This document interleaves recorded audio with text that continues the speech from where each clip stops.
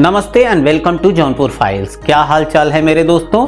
Border 2 का teaser आ गया है। कहाँ तो इस फिल्म की अनाउंसमेंट पर हमने इस चैनल पर बात की थी और आज देखिए फिल्म बनकर तैयार हो गई। टीजर भी आ गया। विजय दिवस के इस मौके पर इस टीजर को रिलीज करने के दो सबसे बड़े कारण थे। पहला तो ये, आज के दिन ही 1971 में हमने इस पाकिस्तान को तोड़कर बांग्लादेश बनवाया, और दूसरा, हमने जनरल नियाजी से पेपर पे 100 बार लिखवाया। क्या लिखवाया? इंडिया हमारे बाप थे और बाप रहेंगे।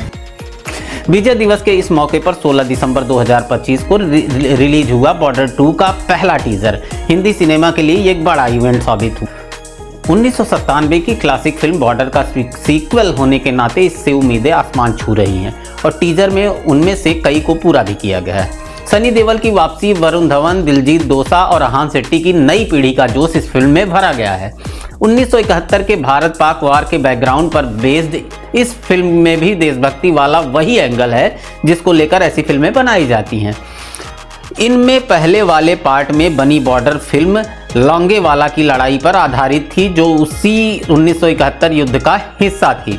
इस सीक्वल में भी 1971 का ही वार है, लेकिन अब स्केल बड़ा है, मतलब माल वही, पैकेट नया।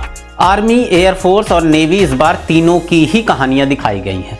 मेकर्स ने टीजर के लॉन्च को काफ़ी ग्रैंड बनाया है। मुंबई में वॉर जोन जैसा सेटअप, मिलिट्री प्रॉप्स और म्यूजियम और पूरी कास्ट की पहली पब्लिक अपीयरेंस देखने को मिली, जहां सनी देओल खुद अपने किरदार के लुक में वरुण धवन के साथ पहुंचे थे। ये सिर्फ प्रमोशन नहीं था, बल्कि इसे भारतीय सैनिकों को ट्रिब्यूट की तरह ऑर्गेनाइज किया गया था।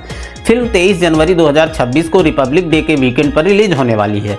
फिल्म का एक डायलॉग की आवाज़ कहाँ तक जानी चाहिए और कोरस में एक साथ रिप्लाई कि लाहौर तक, और बनाने वाले को यह पहले दिन से पता था कि इनमें से कौन से इमोशंस को छूने हैं। तुम जहां से भी घुसने की कोशिश करोगे, आसमान से, जमीन से, समंदर से, सामने एक हिंदुस्तानी फौजी को खड़ा पाओगे, जो आंखों में आंखें डालकर सीना ठोक कर कहेगा, हिम्मत है तो आ, यह खड़ा है हिंदुस्तान।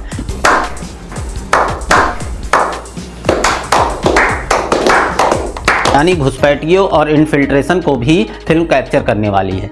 इस बार जेपी दत्ता की जगह फिल्म का डायरेक्शन अनुराग सिंह ने किया है, जिन्होंने इससे पहले केसरी बनाई थी। प्रोड्यूसर्स भूषण कुमार, कृष्ण कुमार, जेपी दत्ता और निधि दत्ता इस फिल्म को सुपरवाइज करने वाले हैं।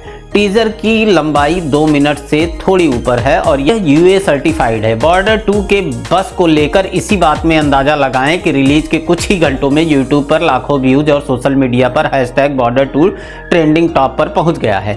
अब फिल्म में कमर्शियल मामलों में क्या क्या भरा गया है देख लेते हैं। सबसे पहले तो वो स्टार कास्ट की बात करें, वरुण धवन, जिनको आर्मी यूनिफॉर्म में इस टीज में दिखाया जा सकता है।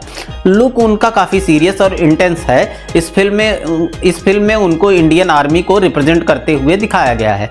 साथ ही दिलजीत दोसांझ ने, जो कि एयरफोर्स के अफसर दिख रहे हैं, टीम में वो कॉकपिट में से उड़ान भरते हुए देखे गए हैं।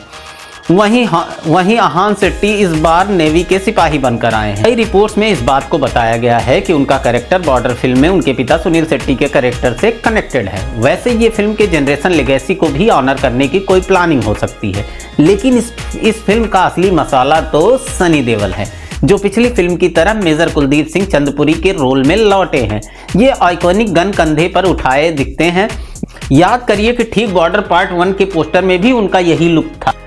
पूरी फिल्म का टीज नॉस्टैल्जिया पर खेल रहा है। वहीं इसमें मोना सिंह, सोनम बाजवा, मेघा राणा, बाकी एक्ट्रेस घर पर इंतजार करती दिखती हैं। यह वॉर ड्रामा एक बैलेंस देता है, मगर मेरा सवाल तो बहुत ज़रूरी है कि ये बॉर्डर 2 की ज़रूरत क्या थी। कि अगर बॉर्डर 2 को कहानी और प्रेजेंटेशन के मामले में बॉर्डर जैसा ही बनाना था, कि एक फिल्म की मोटिवेशन नहीं ना होती। वहीं कई जगह VFX पर भी काम बाकी है। लेकिन दोस्तों, बॉर्डर 1 में ऐसा क्या है कि बताने के लिए बाकी रह गया था जिसके लिए फिल्म बनानी पड़ी, ये लोग पूछ रहे हैं। मेरे हिसाब से बॉर्डर 1 अपने आप में कंप्लीट फिल्म। वहीं बॉर्डर 2 के टीज में सबसे बड़ी कमी इसके विजुअल इफेक्ट्स में साफ नजर आ रही है, जहां कई सीनों में ग्रीन स्क्रीन का इस्तेमाल इतना क्लियर और बनावटी लग रहा है कि बैकग्राउंड पूरी तरह से इनइफेक्टिव सा लगता है। यानी ये बहुत अच्छा हो सकता था। एक्शन सीक्वेंस, चैंपिंग, एडिटिंग, स्लैगिश इफेक्ट से अफेक्टेड लगते हैं, जो कि पुराने ज़माने की याद दिलाते हैं। 2026 की एक बड़ी बजट और फिल्म के लिए बिल्कुल ठीक नहीं लगता। यानी ये उतना इम्प्रेसिव नहीं है और इस पे और काम किया जा सकता था। उम्मीद करते हैं ट्रेलर और जब फिल्म आएगी और बढ़िया तरीके से काम किया जाएगा, वरना बहुत ज़्यादा ट्रोलिंग हो सकती है इन सारी चीज़ों को लेकर। लेकिन अब इतने पैसे लगाकर फिल्म बनाई है तो देखेंगे 23 जनवरी को कि क्या बवाल आता है।